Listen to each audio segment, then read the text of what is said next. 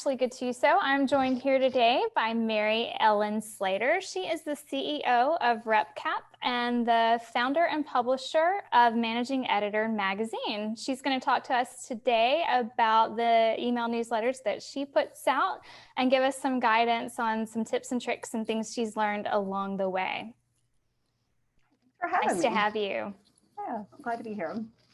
So first, I want you to kind of give us a history of what landed you here, what you're doing with RepCap and Managing Editor magazine, and why people should care. Yeah. So I came into content marketing. I own an agency now, and I own a magazine, sort of manage a community that serves content marketers as well. Mm-hmm. But I came into this from journalism. I was a traditional journalist. I worked for the Washington Post for 8 years. I wrote a career advice column, and I spent most of my time working as a business editor. So I did financial news. Mm-hmm. So when I made the decision to sort of move into doing content marketing, that was a natural transition. I kind of stayed in my same vertical. So I moved to kind of working in financial services, insurance, HR tech. Those were all like those natural areas of expertise that I gravitated to and that we focus on as an agency. But between my time at the Post and when I started my company, there was an intermediate period where I worked for a company called SmartBrief, which is a digital publisher, mm-hmm. big email newsletter publisher.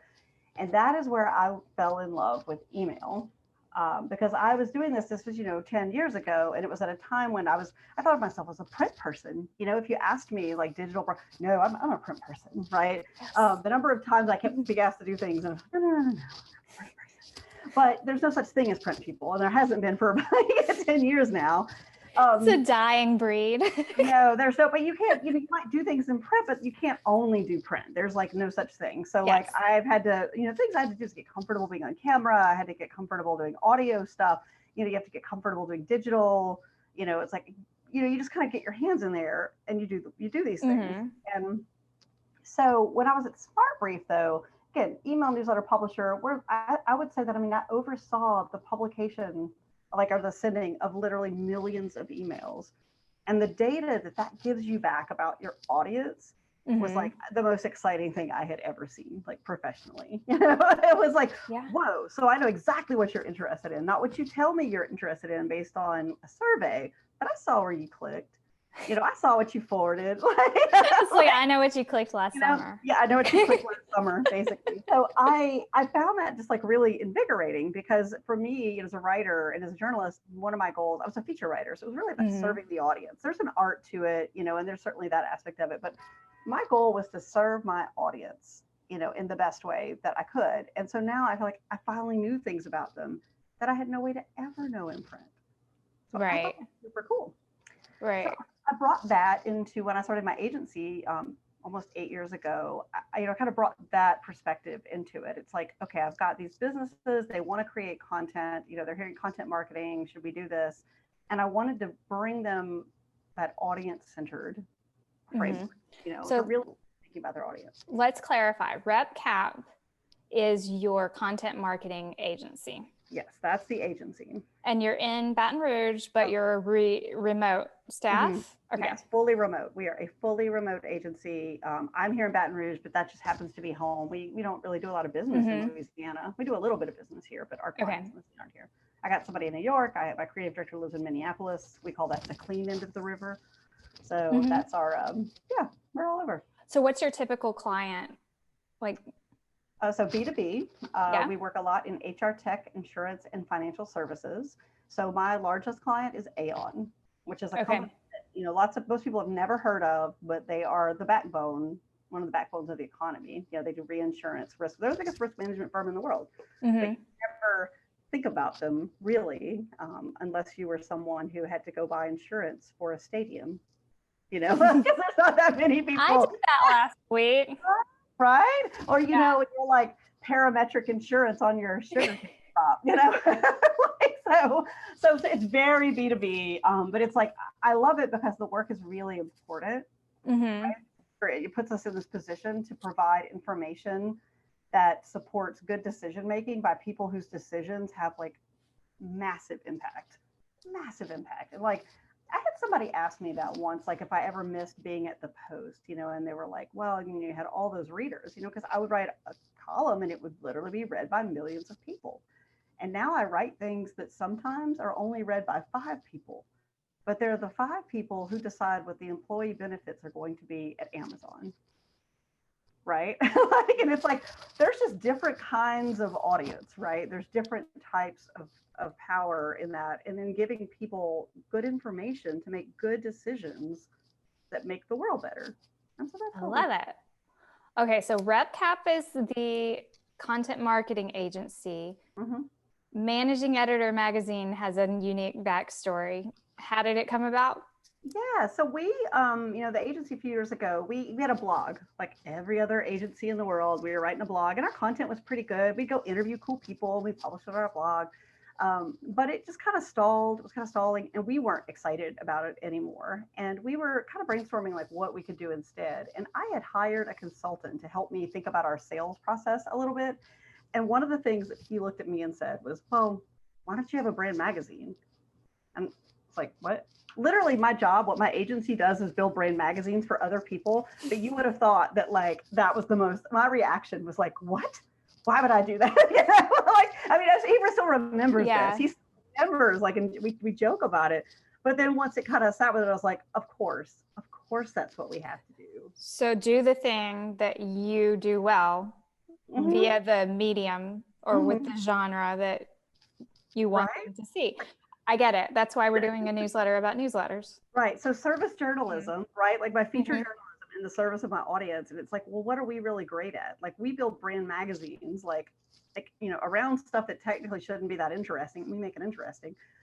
So we kind of pulled it together. I started poking around and I discovered that managingeditor.com had nothing on it. It was up for sale and no one was using it for anything. That's a good find. A good URL is hard to find these days. Right? And it was sitting there and I sat there, this was a couple of years ago, and I looked at it and I was like, okay. So I'm going to talk to my partner. I talked to my wife and I was like, she's our accountant. She's like, this accountant, like this our CFO. And I was like, so this URL, I really want this magazine, and managingeditor.com is available. And, basically came down to it. I could either buy this domain or pay off my student loans. Ooh. Right. So there's the hook. There was $10,000, like $10,000. And that's exactly the amount that they wanted, was almost exactly the amount that I still owed on my student loans. So what's happened with your student loan? Well, I just took another year. So I got, obviously, I looked at her and I was going to let her like shut this down. Like she totally, I was like ready to accept the veto, like, it's like, clearly I'm asking for something insane. And she was like, well, what would it cost if we had to run SEO? Like if you had to like go buy ads to like drive it to something else, like, it's like more than $10,000. It was like, yeah. And she's like, go buy it. Like, excellent. I was like, so I went and I bought it. And we launched, like, this was in like November, December of that year. And we launched Managing Editor in 6 weeks from start to finish. Like, cause we just knew once it clicked, it clicked. Like, oh yeah, we know exactly what we want this to be. And like, we were working on the design. And I remember talking to my designer and saying like, I want this to be like Bustle, but for marketing. Oh yeah. Like, go look at our design sometime. Like we're even like, no, I've looked. I'm like, it's very like She-Ra. There's some, yes. I'm a fan. Like, we wanted Bustle for marketing. I have this She-Ra t-shirt that I almost wore for this interview. Oh, okay. We're going to stop right now and change wardrobes. Yeah. But yeah, so that's kind of how it came about. Like it became a new way for us to serve our audience, and it fit our mission of making, content marketing better. Like we wanted to help, improve the quality of the content out in the universe. And that was a new way to do it. And we built it up into its own thing. Like our podcast falls under that brand. We do a weekly email newsletter under that brand. We published a career survey that, tracks like people's duties and what they're earning. Like we did all that under that brand. And it just came together. Like once we realized that's what we wanted to do, like it just clicked. Okay, so the people watching are going to be very interested in what you have to say about newsletters. So I'm going to make them pause for just 1 second and listen to us geek out about journalism and magazines, because you have seen this transition in your career. from print magazine to digital magazine, which I used to think saying digital magazine was like an oxymoron, right? Because a magazine is something in your hand. But I converted. I like digital magazines. I like digital media. What are the big challenges? What was that transition like for you? How did you go from, like, it's like when someone writes a novel and then we adapt it to film, right? It has to be changed in certain ways. So what kind of have you experienced along those veins? I've thought about this a lot. Okay. And I would say that the biggest thing for me is the lack of constraints. So when you do print, you think about that, because you were also in magazines. Think about, you've got that schedule, right? And it is like so ironclad, and the deadlines are pretty far apart.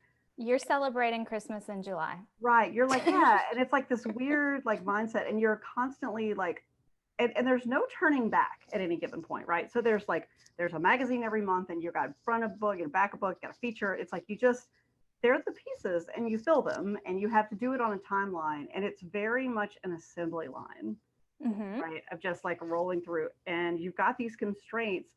And constraints aren't necessarily a bad thing, right? Constraints make it easy for you to make decisions. Like you're looking, you're like, well, I don't need another feature story, so push that to next month, Yeah. When you go digital, there is no longer a waterfall schedule that governs your life. You get off of the train of, well, I need this done by, 2 p.m. on Wednesday. It's like, no, now you could publish anytime. Change things anytime. There's nothing that stops you from publishing a month's worth of features, all in one day. But you don't want to do that, right? So suddenly you're freed from these constraints, which can be overwhelming. We've gone back and forth, even with managing editor. We publish once a week. And I know some people publish in digital magazines and things like every day, multiple times a day. And it's like, there's no real constraint to that. Like we could publish constantly if we wanted, but would that add value? Would that give the kind of experience that, we wanted to give people? But, digital is so easy in some ways. It makes it easy to do bad work too. Yes. And I think that happens a lot with email in particular. Wonderful segue. Oh, easy. To send an email, I think, makes people send too many emails, right? And most of them don't, and they think that email as a channel isn't working for them, but it's actually their content. It's the quality of their creative. It's the quality of like the balance of what they're giving. Yes. Their audience. So. Yes. I think of it like companies forget that they're sending to people. Because it feels like a broadcast, like I'm sending it. It's like a billboard on the highway, and they hope people see it. But this is my inbox. Yeah, it's like you're in my personal space. You're in my personal space. Yeah, and so I try to think if I wouldn't send this to a friend as I'm offering some helpful advice or a tip or something I think they might be interested in. Then it's probably not something I should send to someone who I hope keeps me top of mind when they want to buy whatever solution I have for the problem they discover that they have. They're letters.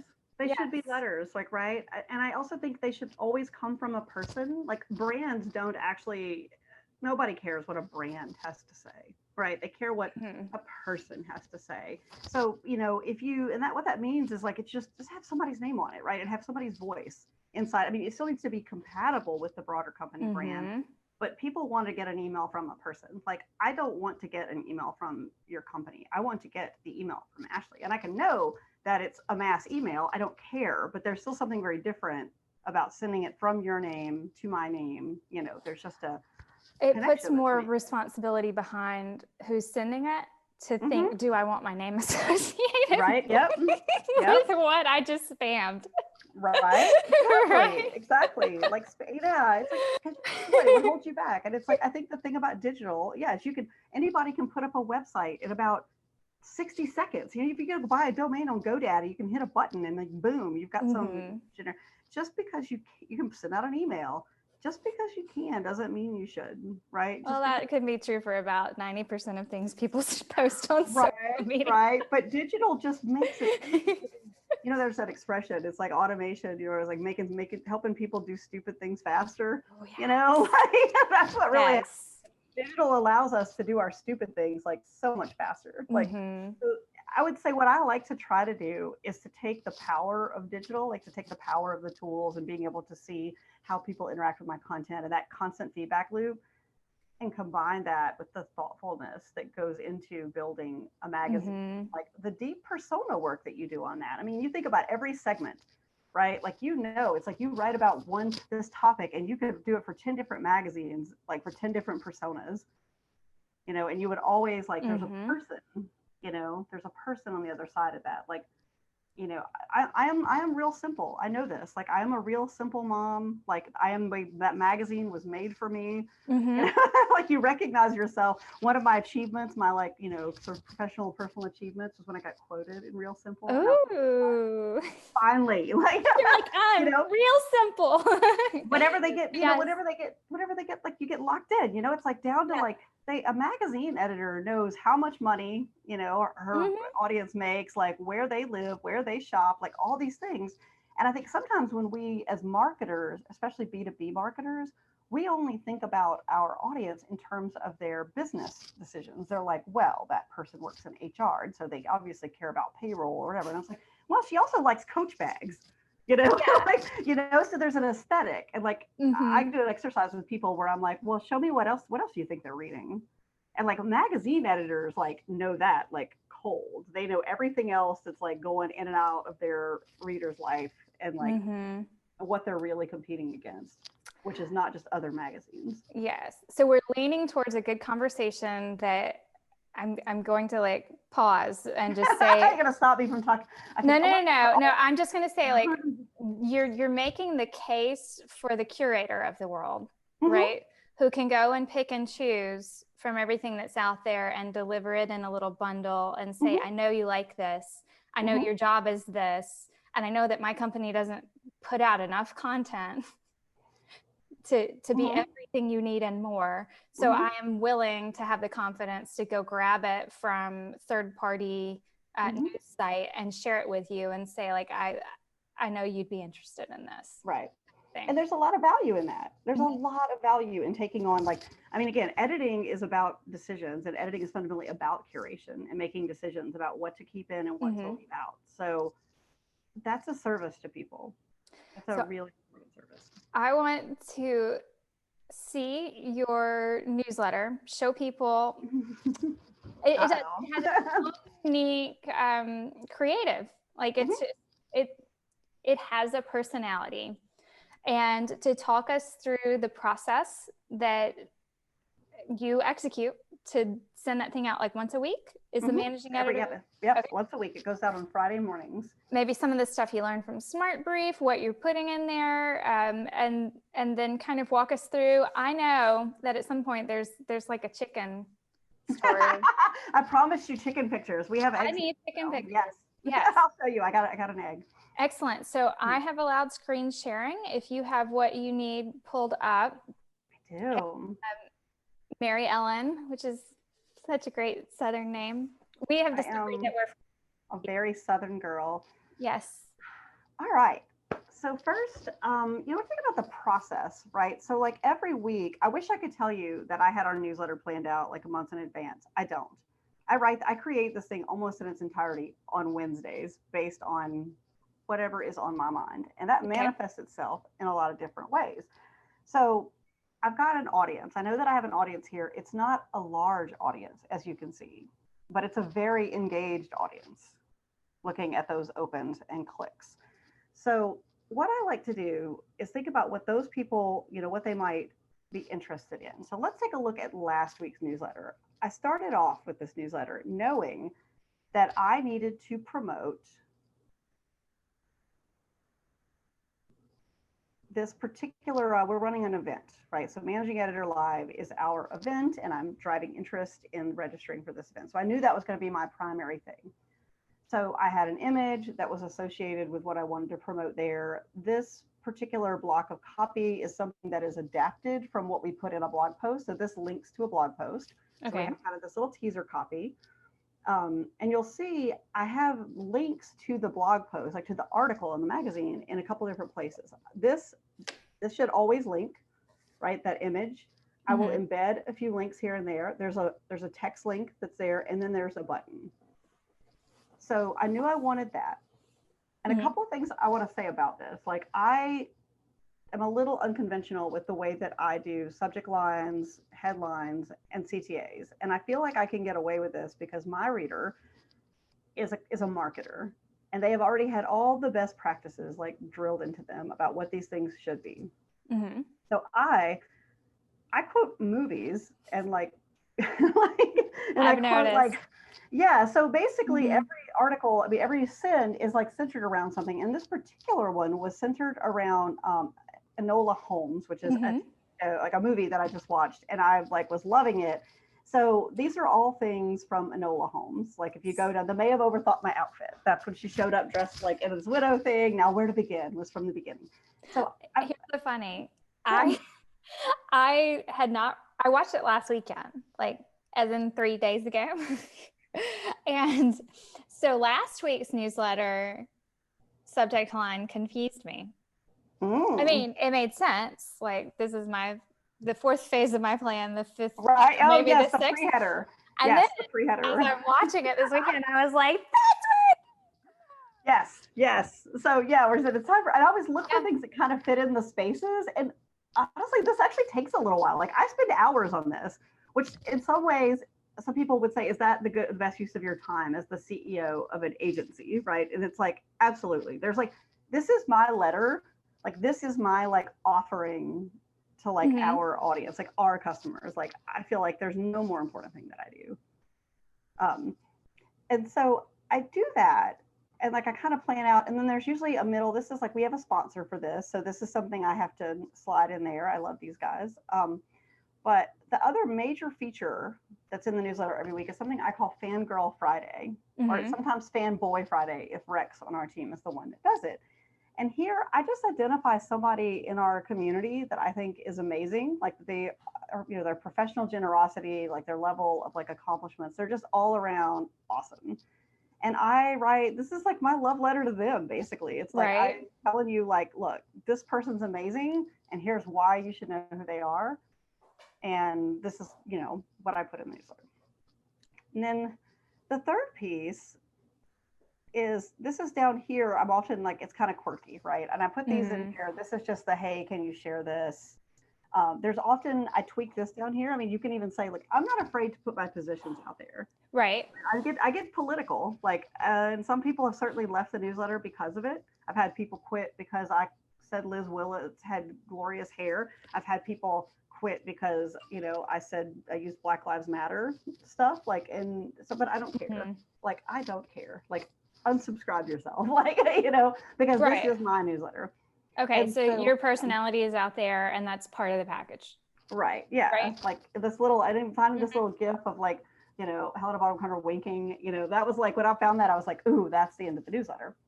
So there's also some stuff that appears typically, and I think this is important. I want to show this. You see this dynamic content. You know, I do a lot of segmentation to make sure that like I'm giving people the sort of things that they need to see. So if I start adding, it'll display adding sections back in here for me. There's usually another section. Pardon me, I gotta get this thing to pop back in. It'll show me, I'm getting a preview to show me what it looks like to certain other people. Right. So if someone is in one segment, they've already registered for your event, then they might not see a CTA to register. They may see the next step of their registration, which could be like, what, plan your schedule or something. It's based on whatever phase they're in, 4 or 5 or 6. Well, Campaign Monitor doesn't want to show us this right now, apparently. Okay. That's okay. But yeah, everyone imagine different content for different people. Right, because that would have been too helpful. And so, yeah, so then we send that along and they get something that's right for them. And I think this is really important because personalization, I think a lot of times, somebody recently on LinkedIn, we had a great thread discussion about this. Was saying like personalization, if you think personalization is just putting in that high, first name token, like you're missing the whole thing, right? And I think most of us are underusing these tools that we have. So I think take advantage of them, like start to build out segments. You can take a look at my segments and see how things performed, right? I can come in here and like monitor this and see who you're really serving best. Like, who are you doing a great job for? Who are you? Is it so-so? They're not as engaged. Like I can see right now, for example, anybody who has registered for our event, not surprisingly, is a pretty active, participant and like they're going to read the newsletter. They're your true fans. Yeah, those are, and similarly, I can look at who's active. You can send things if you wanted to make a special offer. So, but that's an important part of like, I call this like list hygiene, it's email hygiene, is going through, and I make it a point to remove people who aren't engaging. I know some people are really focused on getting a bigger list. I don't want a bigger list. I want the right list. Like a loyal list. I want the right people. I want to give them the right information. And then I think another thing, so I do periodically, I go through in my list, many of the tools have this, but I'll go through and I'll see who hasn't opened it in over a year. If someone hasn't opened or engaged with my email in over a year, I remove them. Okay. Right? Like you just pick them out. And depending on what your service does, like it's easier to do that than others. Some do it automatically. I go in because I want to see who they are. I do this manually still at this point, but. Were you telling me that you were using something called Unbounce? Oh, Zero Bounce. Zero Bounce. So there is an Unbounce. I don't know if it's a competitor. No, Unbounce is for landing pages, but Zero Bounce. Yeah, I use Zero Bounce. So periodically, about every 6 months, I will go and I will download all of the addresses in the list. And I will go run them through Zero Bounce. And Zero Bounce will tell me, basically, it's a deliverability rating tool. And it will say, hey, that one's valid. That one's, that's a spam trap, or that's not valid. I mean, mine are opt-in. So like, that's usually not too much that I have to remove. But sometimes it's just people sometimes people leave a job. And they also have an AI powered thing that'll help you evaluate them. And if they're, not good anymore, like take them out. There's a couple of other services like that. MailCloth is a really good one too. So let's talk about like the strategy behind your newsletter. You're sending this once a week to segments of your audience for RepCap or Managing Editor. So this is Managing Editor. So I do a separate email for RepCap, which is actually has a much larger list, but I only get it once a month. I only send to them once a month. So between the two of those, do they have similar goals or different goals? And what strategies are you using to help that newsletter achieve its goal? So they have different goals. So Managing Editor is intended to develop that. The goal there is to build a large, loyal audience eventually, right? But it's more about the engagement. And I'd rather have like people, there's a certain audience that I'm serving and I want those people there and I want them to be engaged. And that product gets monetized through sponsorships, as you saw. Like that's where that gets monetized. On the RepCap side, it gets even more narrow. My goal there is ultimately it's client loyalty and conversion to like being a paid client of the agency. So that newsletter features like examples of our work. Okay. Right. Like we will pull over and do things for Managing Editor, but like it's not the focus. Like there's like we put out a new guide, we'll put that in there. It's more, I guess it really is, that's almost a more it's a further down the funnel kind of play for RepCap. Okay. Whereas Managing Editor is. So they're both developing the relationship in some way, deepening it. Right. But at a different cadence and with a different level of seriousness. Right. When we talk about respecting someone's inbox and the ratio of promotional content to non-promotional content, what do you see as like ideal for your audiences? So during my time at Smart Brief, where again I oversaw sending literally millions of emails, we found like the audiences were very clear. Like the data on this was very clear. It's about 80% educational, editorial, informative, 20% like direct promotion. Like you've got to 80% of that content needs to be something that adds value for me. And if you give me that, I will tolerate the 20% that is you making an offer, or trying to sell me something. Yes. Okay, so let's take that deeper because I've worked for different brands who have different perspectives on what belongs in that newsletter. And a lot of times it's links to blogs or news that they've just come up with. Like they're trying to, like, basically they have a monthly deadline that they've got to send that newsletter out, right? And so then it's like, what can go in it? Well, what did we produce that was interesting this month? And I think that is like backwards. They talk about feature releases if you're talking about B2B SaaS. And they talk about blogs, some of which have relevant, like helpful information in them, but they're intended to click through and get lead scored, right higher. Yeah. So talk about the content that you have seen people engage most with, so that people who are watching, who are thinking like, okay, what do I put in my newsletter that's not promotional? Because I think a lot of people think if it's sending people to the blog site and it's a story on their site that doesn't mention their product, that it's not promotional, but it kind of is on the line to me.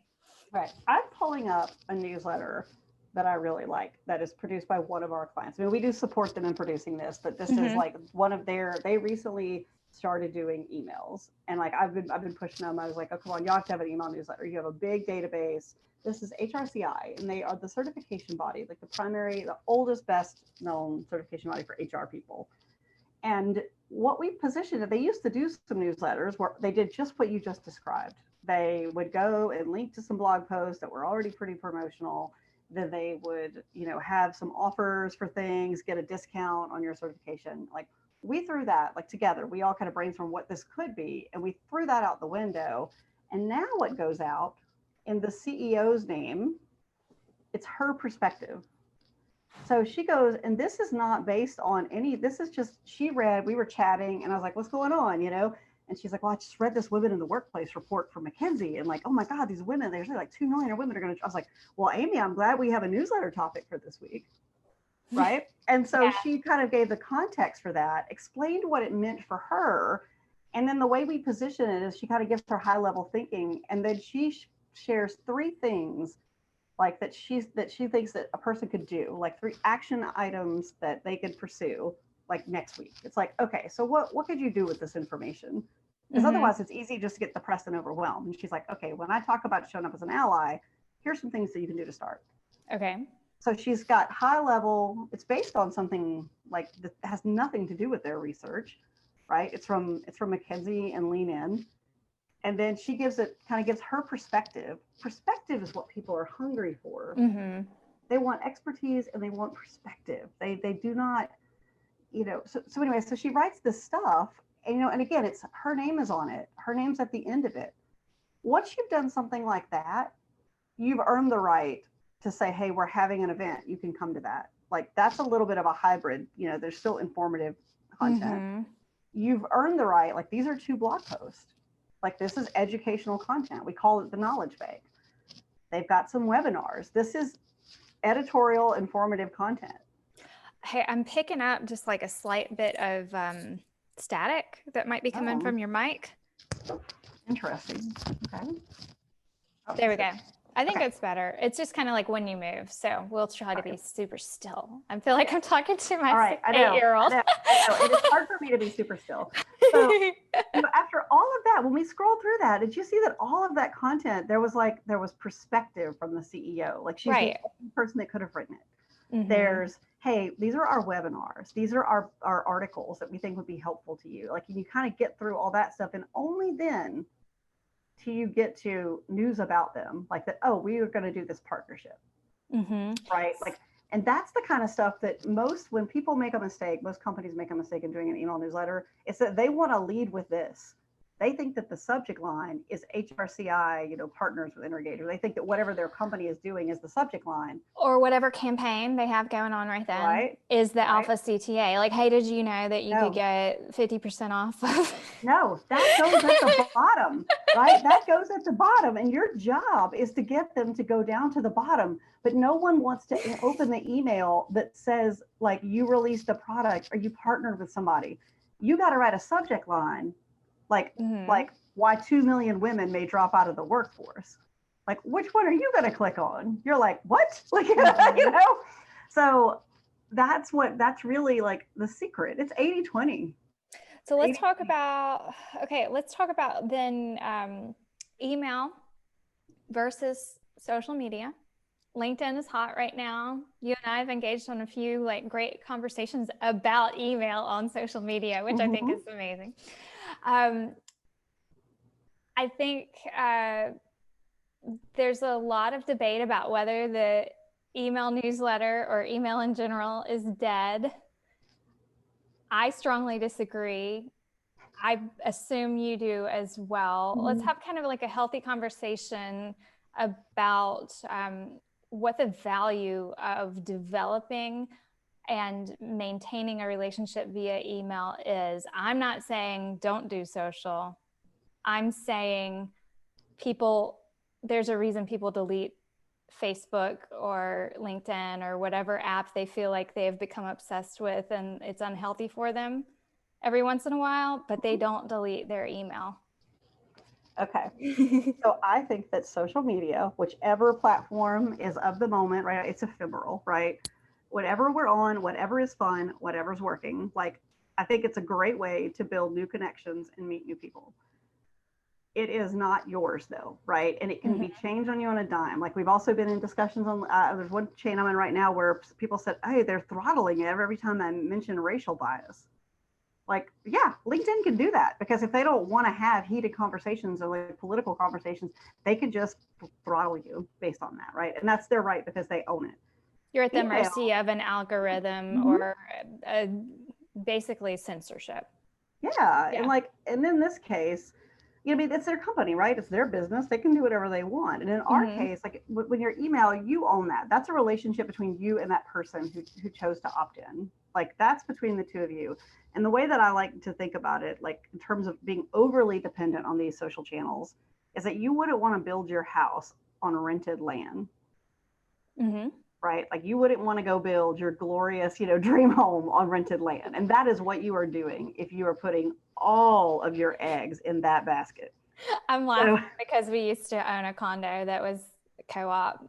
So the land was rented. Yep. And it became a disaster. So it's like the perfect analogy. Yeah. It always does, right? I mean, whenever you get frustrated with LinkedIn, you get frustrated with Facebook, you get frustrated with Twitter. But like, so I use those channels to connect with new people. Like I said, you and I met on LinkedIn, right? And then now we have it, but like the real relationship starts when people opt into your community. I consider my email list a community of people. They're not, yeah. I mean, they're like my little family, like I have to, I feel responsible for the people in my email list, right? And giving them like what they came for. I like that email, you're not at the mercy of the algorithm. You know it's going to be delivered. You know they have the choice to scroll past it or unsubscribe. So you still got to earn that spot, right? But I like that it somehow gets rid of a little bit of the urgency or the hope and the prayer or the boost this in order to get more people to see it kind of thing that social has. I like social for a lot of reasons, and I've seen a lot of really great things happen because of social, but I strongly encourage people to use it in combination with building and growing an audience that is subscribed to them no matter what platform is their favorite at the moment. So another thing I want to touch on before we finish our conversation, we were talking about segmentation earlier and like different things you can do. And so this is another mistake that I see people making in email. They tend to send the same thing sort of over and over again, or they think they have to develop this whole new thing all over. And like one of the most important things that I found that we do in our emails is like I do a follow on to people who haven't opened. Okay. You didn't see this last week because you opened the first one, right? So the second one that goes out, like, so 3 days later, I create a segment that's everybody that didn't open the first email. Mm-hmm. And I change it up. I don't just send them the same thing. There's a new subject line. There's a new pre-header. I even changed the top art. And really, I just wanted an excuse to put Henry Cavill in the newsletter. That's what I was thinking. Like, I will freely admit that, right? So there's certain things I changed the subject lines, you know, so that we can see different things. I don't change the whole email, but I change just enough, like, especially, you know, when you do your brainstorm on your email newsletter, when you're thinking about subject lines and things like that, you know, there's always that other thing that you thought was good, but then you settle on this one, you know, but like I come back with that second subject line. And, you know, you just try that. And sometimes every once in a while it outperforms the first one. Interesting. Yeah. So it's like your own little A/B kind of test. Yeah, like, well, if this didn't work, maybe this will. Or it hits at a different time of the week that you then discover is like your better time to send. Right.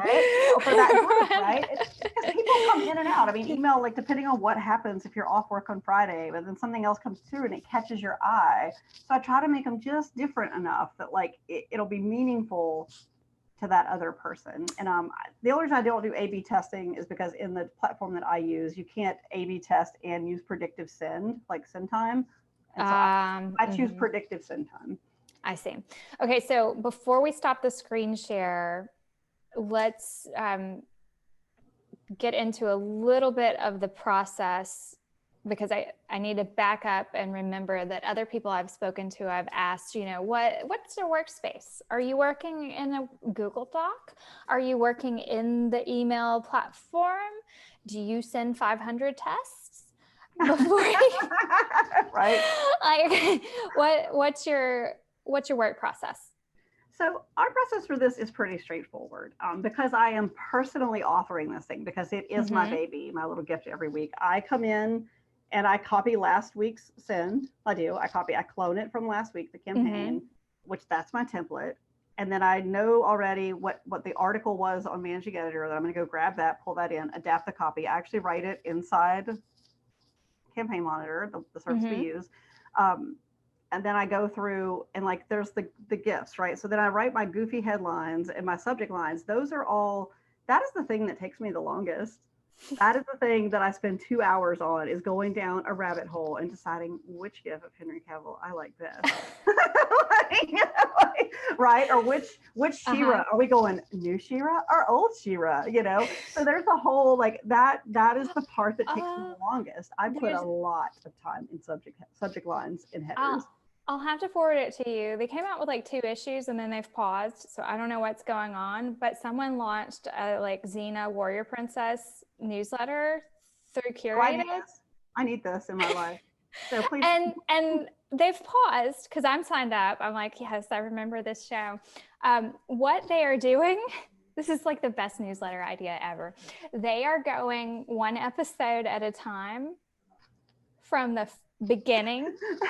Oh my God, I love it. And so they, like, do a recap of the episode, and then they do I'm sorry, my husband's like voice texting in the background. All right. As if I'm not recording something. And so, but then they do news about that episode when it came out, like things about, like, yeah. So there's like little tidbits and things, but it's been paused. I'm excited. They have another newsletter on the platform, but I think people are coming up, like, email newsletters, editorial or marketing, are seeing like a resurgence right now. And it's really refreshing to see that happening. So I will definitely send that to you as something that if we can get them to start publishing again, I'm assuming someone had like a need to pause, then I think they would be like great for your audience to share that with you. Great for me. Yeah. All right, so I'm looking at egg. Yes, I promised you chickens. So one of the other things that I try to do in our newsletter is I try to have one of the images, yes, there's the silly pop culture gifts, but I also try to have one of the images be something that is going on in my life. And this is something I started doing during the pandemic because I used to travel a lot for my job. Now I'm here and like my world got a lot smaller, but I wouldn't say that my world got less interesting. It's different. And like one of the things we did was we got chickens. So we've been raising these chickens since the spring. And this week they laid their first egg.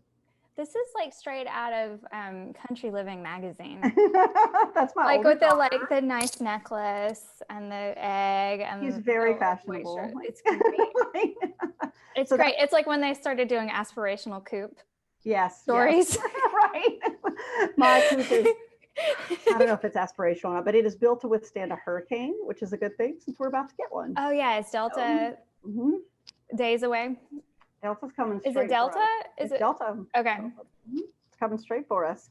So, this week in the newsletter, so I mentioned I build it on Wednesdays, right? So I know what the article is. I know who my Fangirl Friday is. And then I knew that I wanted this picture at the bottom, that this would be the image for people who have been watching me. I've been dropping pictures of these chickens in there like for months. And now you get an egg. I love it. Well, now I challenge you to find a good Delta, what's her last name? Oh, Burke. Yes, a Designing Women. Okay, you just saved my life. Like, because I was trying to decide what the thing was going to be this week, and you just came up because I was on the She's fence. Coming. Oh yeah, Delta's coming. So okay, no, we're good. Thank you. You just like this. I was like, hit me anytime. I love words. What could it be? Like, because I have been thinking, is it Van Halen? Like, no, Van Halen got bad lyrics. And like, no, Delta Burke is like, I'll take some. Oh yeah, I miss that show. I do too. Excellent. All right. We call it a Julia Sugarbaker list. Do you know what a Julia Sugarbaker list is? Okay, let me think. Julia had like a attitude, and so that would be like a blasphemous word list, right? Yes. Okay. Yes. So like it's if you wrong us, like it's desperately like, don't want to have to make my intern edit things out. Every like good Southern woman keeps her Julia Sugarbaker list, and like it may not, we're too polite to tell you who's on it. Well, bless her heart. Bless her heart. It's like, oh, you go on my sugar. We'll joke with each other. Excellent. Well, is there any last advice that you want to give to people? My audience is both editorial newsletter writers and also marketers, independent creators, coaches, anyone who's sending out a newsletter or contemplating sending it out and looking to us crazy people for advice that you would give them. So my main advice here, if you want to make a great newsletter, and by great newsletter, I mean a newsletter that people are excited to have come into your inbox. Because I've got a few of those. I've got a few people that send me emails and I'm just thrilled. Like I block out time to read them. If you want to elicit addiction. So if you want to do that, like take chances. Like have fun with it. It doesn't, just because it's a business thing, it doesn't mean you have to be all about business all the time. Like, there's still room to be appropriate. There's still room to be, you're being professional. I mean, I don't do anything offensive. I don't think, right? So it's like, but I want to give people a glimpse. Like I'm a person and I'm creating this and I'm giving it to you. You're a person. And like, just like you were saying, it's like, well, would you tell this to your friends? Like, and don't be afraid to take chances. Don't be afraid to put a picture of your chicken egg, in your newsletter that's about marketing. Don't be afraid to tell people the name of your favorite band. Like, give people something. You can put humanity in this. Like, put some humanity into your email. I think what I get from that is almost make it unique enough to be memorable and to be connected, something that someone can connect with so that it's not deletable. Like, right. Yeah. You feel bad. Yeah. Like, I mean, people have told me that too. They're like, well, even if I can't read, I come back to it. Like, it's like, okay. Cause they want to see what I put in, in the bottom, but really my friend, Mike Harden, who is a serial entrepreneur and one of the best marketers that I have ever known, he has a saying, which is anytime you have the choice between being professional and being memorable, choose memorable. Yay. And that's really true in email. Well, that was a nice little note to go out on. So I'm going to do I have like super awkward transitions to like, thank you, goodbye. It always feels like, well, that was great. Bye. All right. I got to turn the screen share off. So, yeah. So I just want to thank you for spending some time with us and letting your screen background bookshelf meet mine. Right. And I look forward to future issues. If people want to find you, we are going to put in the YouTube description notes and the future podcast notes, whenever that exists, links to Managing Editor, links to RepCap. Anywhere else? No, just managingeditor.com. Just come on over to managingeditor.com. That's where all the fun is. Okay. And I'm encouraging people to ask questions in the YouTube comments. And so I will make sure that you see those. But I really appreciate you taking time to talk with us today. I love it. This was a really lovely conversation, and I'm happy to kind of show people what we do. Thank you. Right. Thank you. Bye. Bye.